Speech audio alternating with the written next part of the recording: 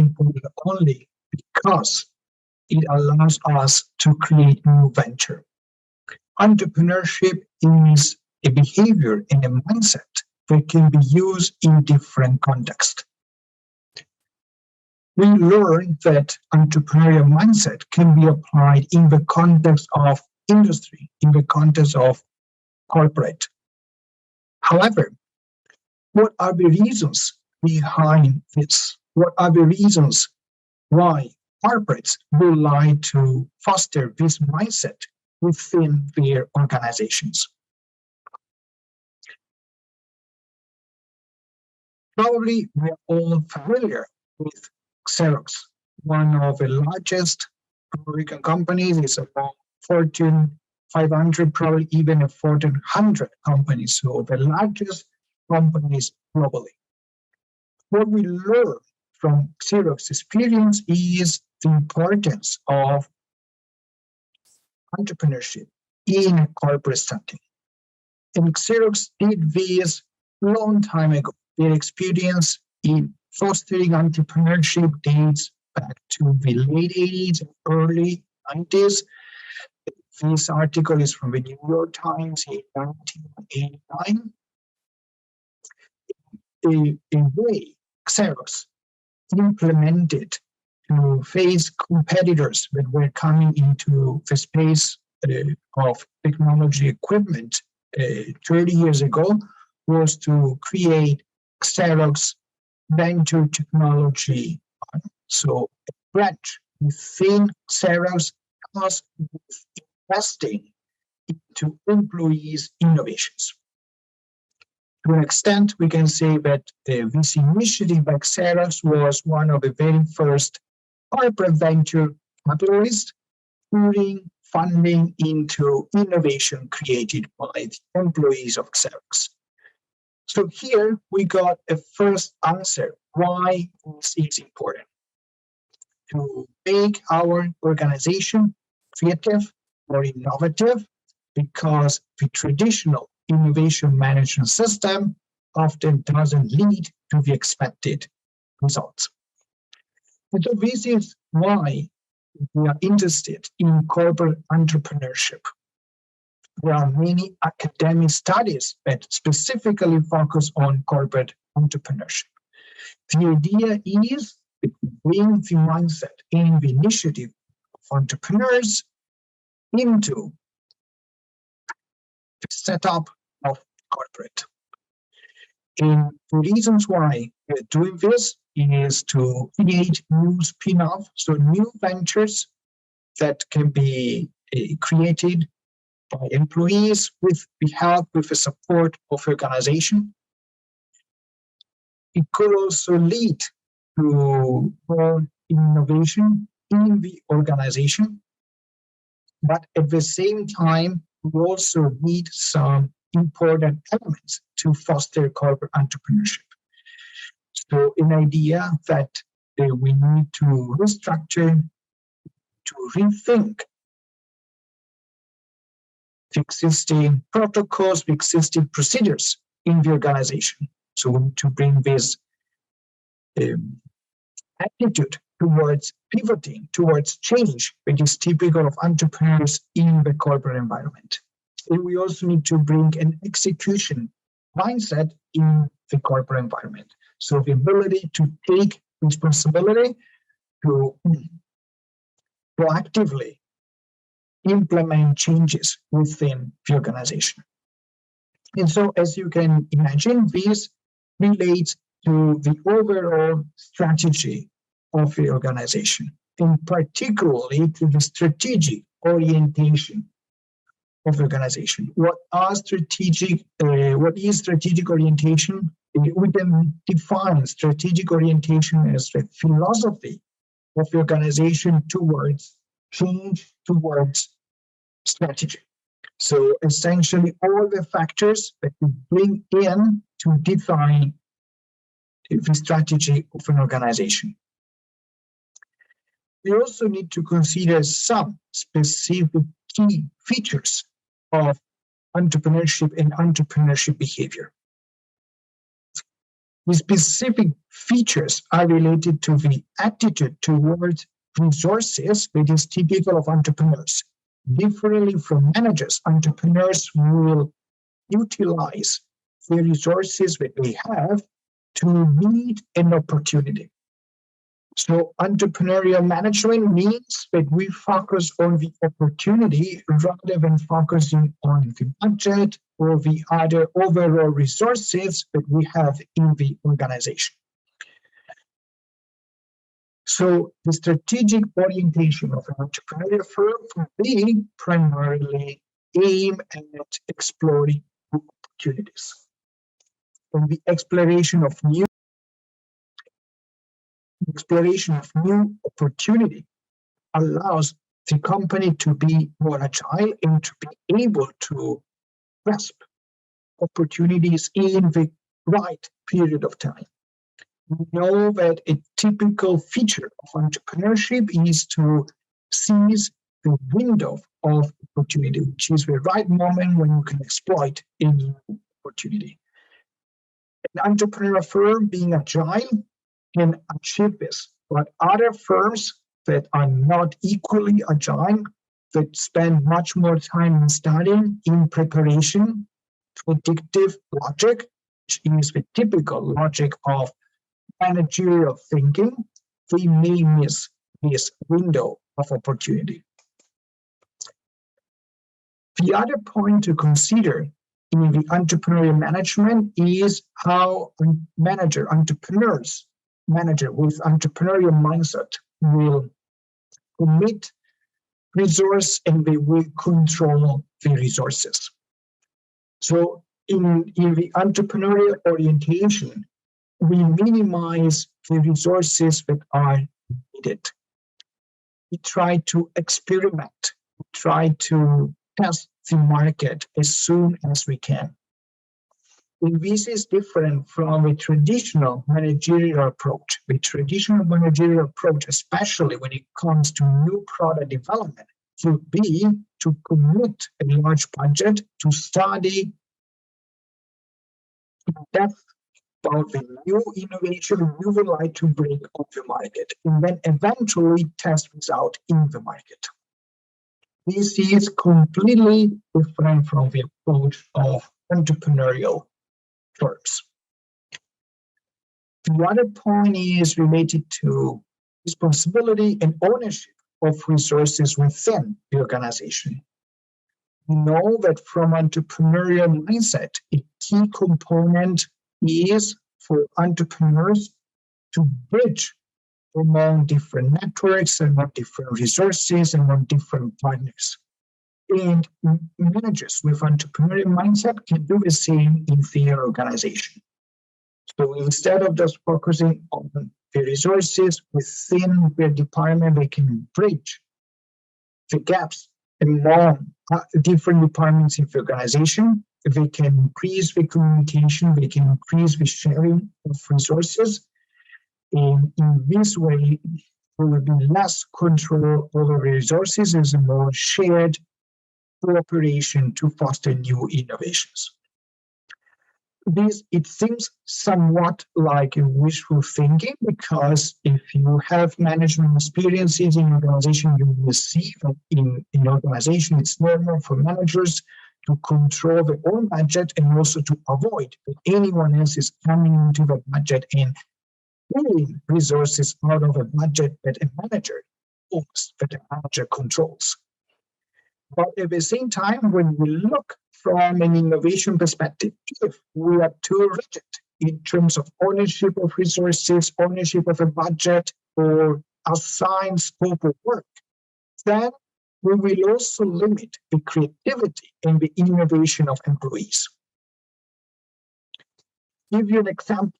If an employee comes up with a new idea, with a possible new product development, or even potentially a new venture that can be eventually a spin-off of the organization, but it's not under his or her own scope of work or job responsibility. And when if the organization says you can't do this, of course, here we are not fostering an innovation mindset. We are giving a constraint to people. We are avoiding, we are limiting them from coming up with new innovations. So this, of course, requires a restructuring how organizations are built, how responsibility are spread across organizations. And this is exactly my next point, the managerial structure and the reward philosophy. So if we really want to put entrepreneurship within an organization, we need to get rid of many layers. We need to avoid many communication channels. We should go directly to the person that is in charge. So instead of going up to the supervisors or the manager or the director and so on, go straight to the persons that are really doing the job, because this will cut out a lot of layers, a lot of time that will be wasted in communication among different layers of organization or departments of organization. By the way, on a side note, on this very point of management structure, I would like to encourage all of you to go on Twitter, and you will find out some leakage of a recent email that Elon Musk in this November 2022 is on how we could make an organization more innovative, how we could increase the entrepreneurial orientation in large corporates such as Twitter. In one of the best practices that Elon Musk suggested in his email to the employees is exactly on this point. It's exactly on the point to avoid to communicate only to the supervisors, the directors, and so on, but try to communicate directly with the people that are doing the job, because this will eliminate a lot of layers, a lot of duplicates, and a lot of conflicting communication. But of course, if you do this, you first need to set an agile mindset. So if your organization is heavily bureaucratic, is heavily affected by red tape, it would be almost impossible to really create this very agile, very straightforward environment in the organization. Another point to consider, again coming from Elon Musk advice, is to utilize the time in the most effective way. So to cut down the meetings, which sometimes might be exhausting, to use agile communication methodology whenever it's possible, and what he points out, which is absolutely true, but often almost never happens, especially it does not happen in Asian contexts, is to even leave a meeting when you are not requested to be in the meeting anymore, or you already shared your thoughts in the meeting, and so you don't need to be in the meeting any longer. So what his advice, his practice is, save time, do not waste the time, people can leave, this is not rude. What is actually rude is wasting time, not be effective with time.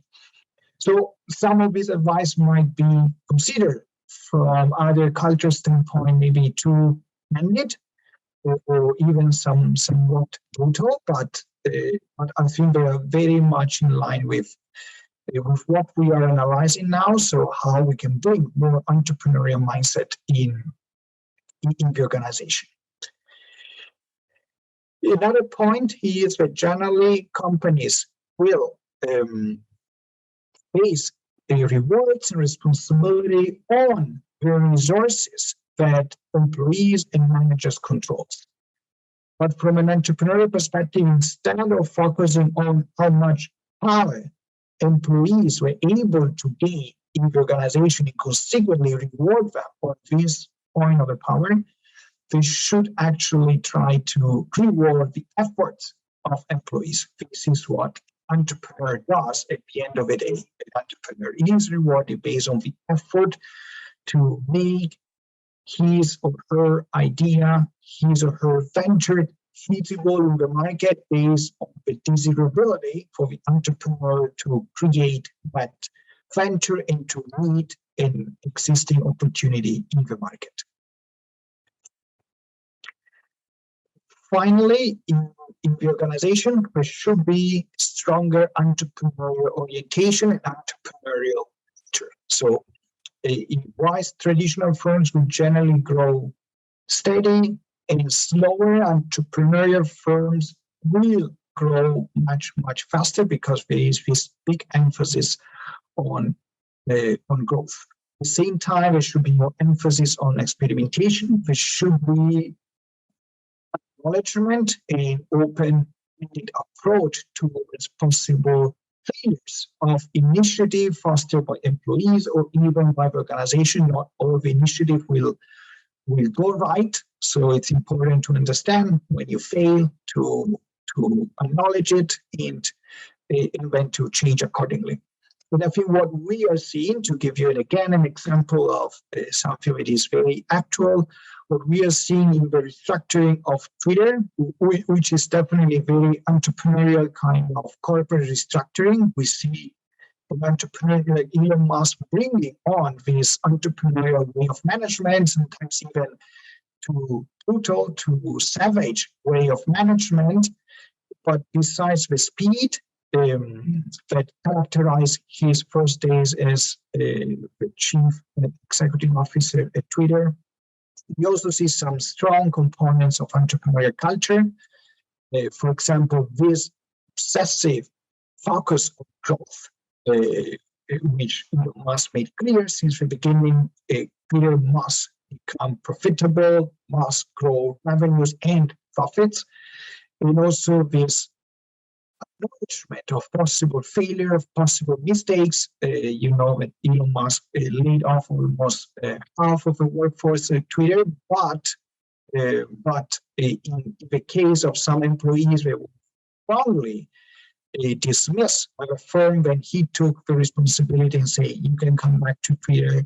It was a mistake to fire you, to terminate you. So again, very entrepreneurial way of doing things.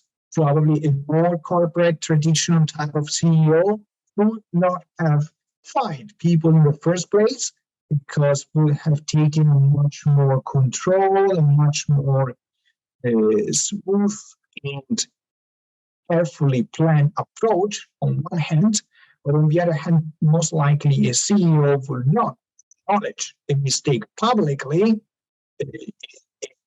after firing someone that with final decisions, or will not say publicly on Twitter, I made a mistake, please come back to Twitter. So here we see a lot of the components of entrepreneurial management applied right in this month. So to wrap up, what are the key characteristics of an entrepreneurial environment? So we see that there is a positive approach towards creativity. There is an obsession about trial and error as soon as you can. Openness towards failures. Volunteering is very important also. I mean, you cannot force your employees to become entrepreneurs. You need to let them decide this. You need to let them choose to be entrepreneurial employees. It's also very important to see strong support from the top management of the organization. This is something that sometimes is missing. If there is no support from the top management of the organization, even trying to be entrepreneurial in the organization, you will fail, and you will fail bad. You will be almost, let's say, not literally, but you will be killed in the organization because you won't have the sufficient support and backup from the top management to make required changes in the organizational culture and way of management. Corporate entrepreneurship is strongly related to the leadership aspect as well. So how would a corporate entrepreneur apply leadership? So generally corporate entrepreneurs will set a vision, but at the same time, even though they make some bold statements and bold moves, they are aware of the environment. They know what they can do, what they can't do. They also are good at bridging gaps with other departments, welcoming different opinions, creating coalition of supporters to move ahead, to steer ahead innovation, and to display resilience to drive new innovative projects ahead. There are many studies on corporate entrepreneurship, and one study shows that new ventures that started within a company, so this would be defined as the spin-off ventures of a company, therefore worse than ventures that were started independently. Sometimes these could be due to a lack of long-term commitment or a lack of freedom, lack of agility, and so on. However, there are also many examples of successful corporate entrepreneurship cases. One of them is 3M. 3M, since the very beginning of their experience, they were very open to welcome employees' projects. So it was a very entrepreneurial organization, even when it was set up 100 years ago. To some extent, 3M was even too much entrepreneurial, and then they had too many product development. Sometimes all these new product developments were conflicting against each other, and so then 3M had to become a bit more centralized, because otherwise too much entrepreneurship, too much autonomy could have been bad for the organization. How can you set up a corporate entrepreneurship in your organization? Is there a roadmap to do so? Well, we can define a roadmap in 9 points.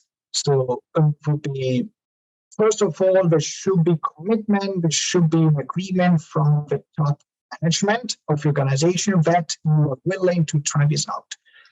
Then you need to pool resources and you need to identify the areas of interest to foster entrepreneurship. Then you also need the deployment of new technologies, because you will arrive at the units that are fostering corporate entrepreneurship to be more agile and more efficient. You also need to spread awareness about entrepreneurial mindset within the organization, and consequently to train employees to understand and be familiar with this mindset. You also need to bridge the gaps with the market, because you would like to get rapid feedback from the market. You should also kind of encourage people not to focus on resources, which is the typical focus of predictive logic. What resources do I have and what can I accomplish with these resources, and rather focus on productivity and exploitation, identification and exploitation of emerging opportunities. You also need to create support within the organization so that the new entrepreneurial unity, the organization doesn't feel alone, doesn't feel that all the other units in the organization are actually fighting against it. You should also have an appropriate reward system. We mentioned earlier that the rewards should go towards the contribution of employees, notwithstanding whether they can really achieve this, because we encourage them to try. So when you try, you're not 100% that you will achieve, but you move first. And you also need to be selective. What works should go ahead. What doesn't work should be killed, should be terminated. And this leads to an important component of entrepreneurship, which is how we can learn from failure. And this is important in entrepreneurship per se. This is important also in corporate entrepreneurship, with some more key consideration to do. Because if you fail in a corporate environment, this will affect your career, your long-term prospect in an organization, and thereby might have a long-lasting impact on your job, on your salary, on your benefits, and so on. In psychology, there are models that help people cope with failure, especially the dual process of coping with failure. So the first component would be the so-called loss orientation. So here is when you recognize what you lost, and you even break down into smaller components to fully acknowledge, fully recognize that you lost something. And then the second step of the dual process would be the restoration.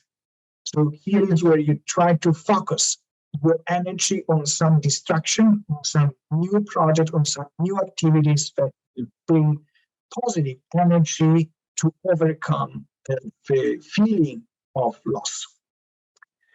What are the practical implications of this dual process in a corporate environment? So it's important to reduce this the phase concept, so the embarrassment, the shame, and allow people to reconcile with their own failure, professional failure, project failure, and so on. We should also use this as a learning process, so that when you encounter a failure, so then this will be a way to contribute to your learning process and to improve for the next entrepreneurial project within the organization. In this video, we have analyzed how we can bring mindset and entrepreneurial behavior in the context of organization, especially corporate organization. Do this because we want to make corporations more agile, more innovative, to change from the typical traditional predictive logic approach to a more creative logic, able to identify new opportunities and eventually to test them out as soon as possible in the market.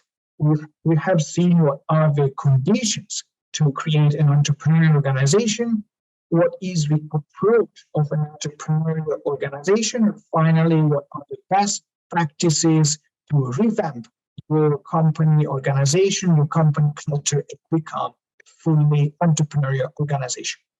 I hope you enjoyed this video, and I look forward to seeing you in the next video. Bye.